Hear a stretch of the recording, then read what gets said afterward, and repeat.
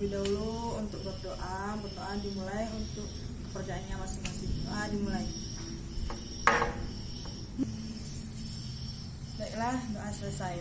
Nah, untuk materi kita selanjutnya itu tentang pembelajaran keterampilan menulis di sekolah dasar. Ya. Nah, menulis merupakan kegiatan untuk menghasilkan kata-kata yang membentuk kalimat yang saling berkaitan dengan menjadi sebuah wacana.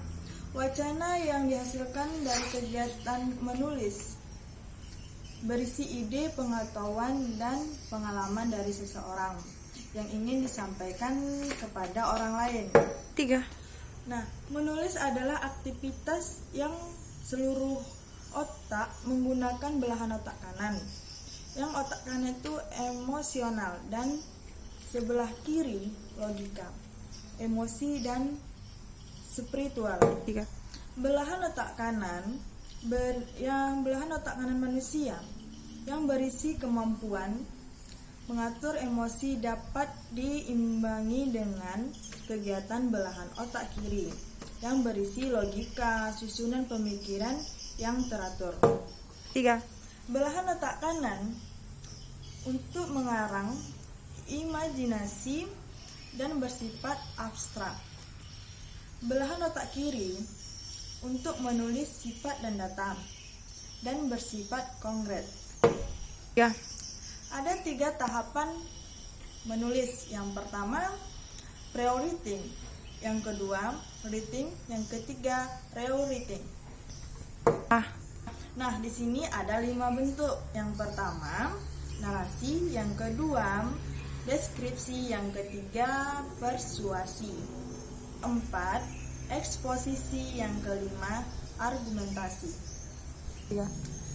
Nah, di sini kita akan membahas menulis deskripsi.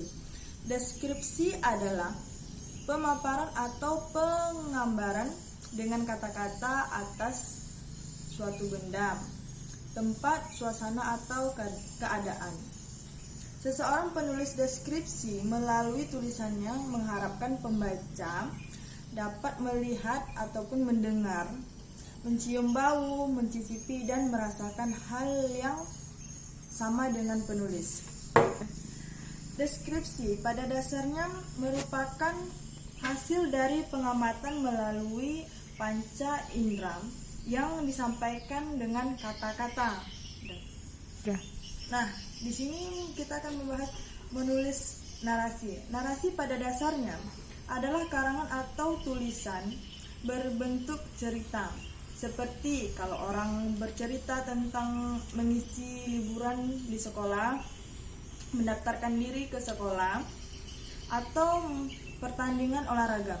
Cerita ini tentunya didasarkan pada urut-urutan suatu kejadian atau peristiwa.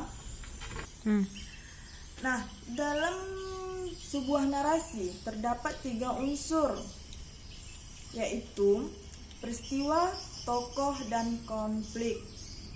Ketiga unsur itu diramu menjadi satu dalam sebuah jalinan yang disebut alur atau plot. Ya. Nah, dengan demikian, narasi adalah cerita berdasarkan alur. Sering juga narasi diartikan sebagai cerita yang didasarkan pada kronologi waktu. Ya. Nah, sedangkan menulis eksposisi atau pemaparan merupakan tulisan hasil peninjauan terhadap suatu hal. Penyampaian gagasan dilakukan secara analitis kronologis, waktu maupun ruang. Tulisan berjenis eksposisi biasanya merupakan bagian dari karangan ilmiah. Penulisan eksposisi dilakukan dengan cara menyusun kerangka yang memuat kata-kata kunci yang dilakukan oleh penjelasan, contoh-contoh, ilustrasi maupun bukti. Nah, di sini kita akan menulis argumentasi. Argumentasi adalah paragraf yang bertujuan untuk menyatakan kebenaran dengan didukung argumen atau alasan yang sesuai. Termasuk dalam bentuk ini adalah tulisan yang bertujuan mengajak, membujuk, dan mempengaruhi orang lain. Ya. Argumentasi diartikan sebagai tulisan yang isinya bersifat meyakinkan suatu hal kepada orang lain terhadap suatu hal. Paragraf argumentasi dapat disusun dengan pola sebab akibat. Artinya paragraf tersebut diawali dengan kalimat utama yang merupakan sebab dan diikuti oleh beberapa akibat sebagai kalimat penjelasannya. Sebaiknya paragraf argumentasi juga dapat disusun dengan pola akibat dan sebab, yang berarti paragraf tersebut diawali dengan akibat yang merupakan kalimat utama dan diikuti oleh beberapa sebab sebagai kalimat penjelasannya. Nah, yang persuasi yang lebih bertujuan membujuk suatu, mempengaruhi orang lain. Di sini ada 2 jenis penulisan. Yang pertama, menulis permulaan. Menulis permulaan itu yaitu menulis huruf, menulis kata dan kalimat, ataupun menulis tegak bersambung. Yang kedua, menulis lanjutan. Menulis lanjutan itu yang dimaksud dengan mengarang ataupun menulis. Dan penetapan menulis permulaan. Yang pertama, mengarang mengikuti pola dengan cara siswa hanya diminta membuat kerangka seperti contoh pola yang diberikan, yang tentunya idenya harus lebih dekat dengan siswa sendiri.